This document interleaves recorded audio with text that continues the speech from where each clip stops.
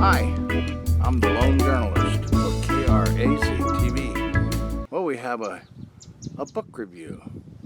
Today, fittingly being the 4th of July, the day the Declaration of Independence was ratified finally in America in 1776, this fitting book, it's called The Last King of America, the Misunderstood Reign of George III. So he was the Hanover King of England during our troubled times from 1770 until 1783 at the Treaty of Paris that America was finally left alone and get on with our... It's a seminal work, and it's a great work, and it was only possible by the later revelations that were released from archives that Queen Elizabeth II in England now had released. So it's by Andrew Roberts. That's his picture. He's a best-selling author from Churchill, Walking with Destiny, Leadership in War, The Storm of War, New History of the Second World War.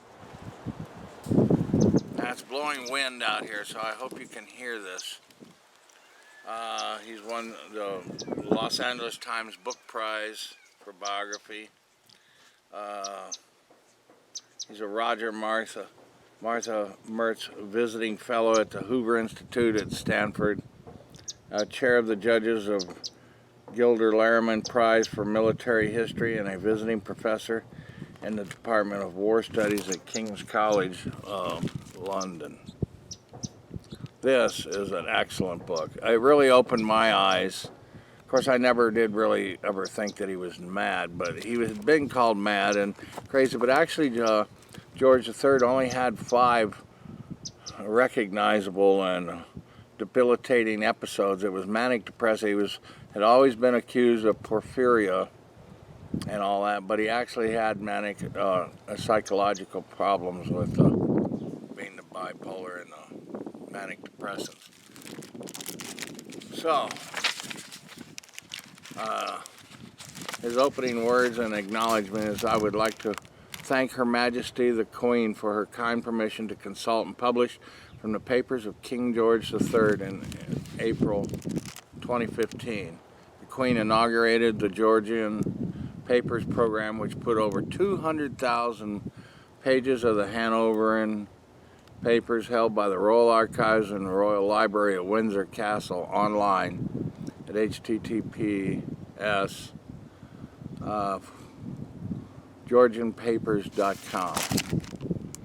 So, the Hanovers were a German state.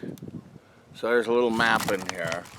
But actually, George was the first king that was born in England, the state in England. He never really traveled much. He went down to Portsmouth and little places like that, but he never went on great journeys and all that. He died in 1820. He was born in 1738, died in 1820. He actually died a year after Napoleon, so he outlived Napoleon. That was a big time. He had trouble, but you know, he actually was, to me, I found out, he was called a constitutional monarchy. His grandfather is the one who started that, but before that it was absolutist. You know, kings did whatever they wanted. But actually George III was very, he listened to his ministers. He didn't micromanage. He would have liked to, but he was very well studied. He paid his bills. He was not a drinker and a carouser. He didn't like gambling. He reigned for 59 years. And then Victoria came in 1838. And of course, I guess Elizabeth has been the longest running reign now.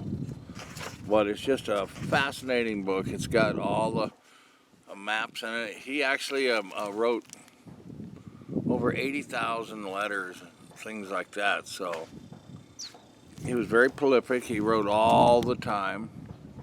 He kept everything. He was very meticulous. He was well studied.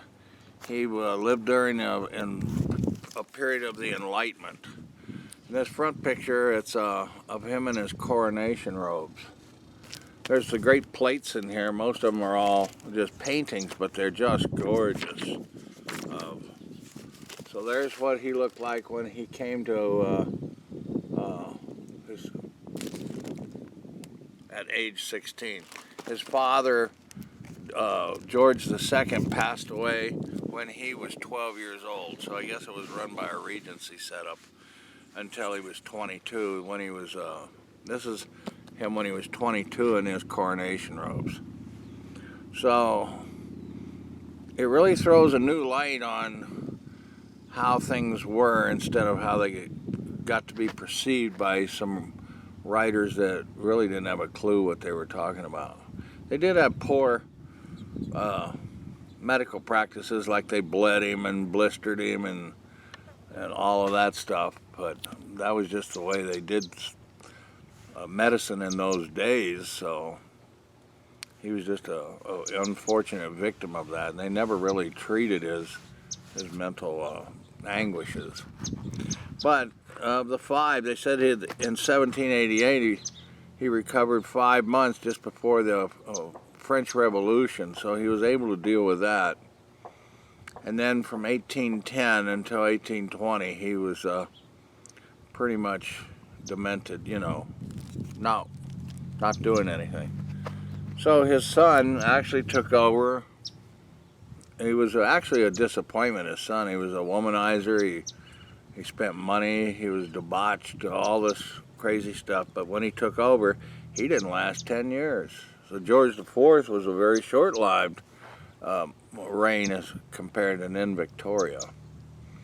So it's just a fascinating true story, and it determined how America came in the period at the point of the American Revolution. That really, one thing he was steadfast on that really cost him was the tax on tea. But you know, they had the East India Trading Company, and they were a corporation that were wow, they just did whatever they wanted. They tried to outstrip the crown and keep all the money.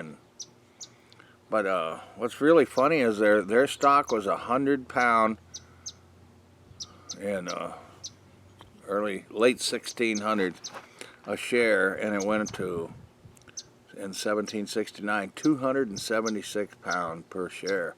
So a lot of people made a lot of money. And of course, all wars dragged down the economy, and so that's what really happened. But it's a really fascinating book, and we got this book at the Tucson Public Library. And I've just because of the mask issues and all that COVID stuff that happened, I wasn't able to go to the library, but I've been reading other books and listening to audiobooks. So this is my first really seminal book, but look, it really has a lot to wade through, and it took a while to read this, but it is worth every bit of the time to spend. So go ahead and learn about King George III, and it'll change your mind. This sure did. And happy 4th of July. And I learned a lot more about American leaders like Thomas Jefferson. When he wrote the Declaration, he ragged on George III for 28 counts, but only 2 of those actual charges were valid, and the rest of it were just uncalled for. But anyway, that's how it came out. I used to like Thomas Paine a lot too, but he was a propagandist. But I guess you take extraordinary measures, because we are an experiment that we hope endures. And keep faith and stay real, America. Stay real, America. We are great, aren't we? Thank you, and God Save the King from KRAZ-TV in Avalon Gardens. That's where we're at here in lovely Arizona. Just a few miles from Kitt Peak, so it's called Dark Skies. So you can really see the stars at night. Be a star like